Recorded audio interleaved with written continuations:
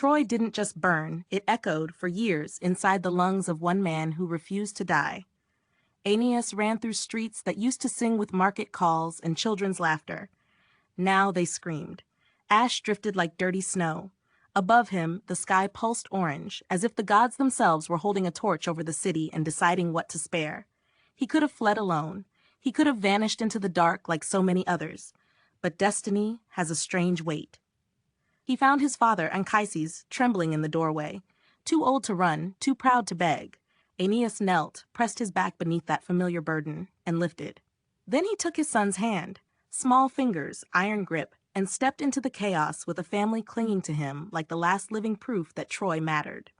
Behind them, the city collapsed into legend. Across the sea, the world didn't open its arms. It tested him. Waves rose like walls. Storms chased his ships as if something unseen wanted his line erased.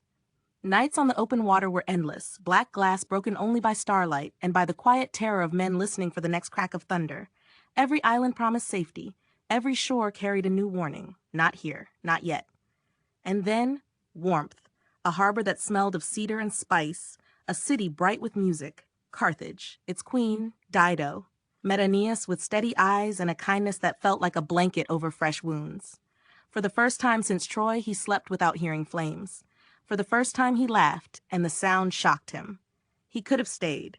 He almost did. But the gods do not whisper when they want obedience. They press. They haunt. They pull the future tight like a rope around your ribs. One morning, the wind changed, and Aeneas understood. Love could heal him. But it could not replace what he carried. When his ships left the harbor, the sea looked calm. That's what made it cruel. Dido stood on the shore, small against the sky, enormous in his memory. Her pain followed him like smoke. Still, he sailed on. The final land came not with triumph, but with struggle.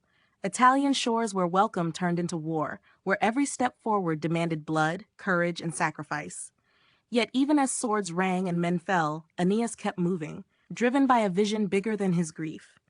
A people not yet born, a city not yet named, a destiny planted like a seed in scorched earth. And that is the quiet miracle of his journey. He didn't found Rome with glory. He founded it with endurance.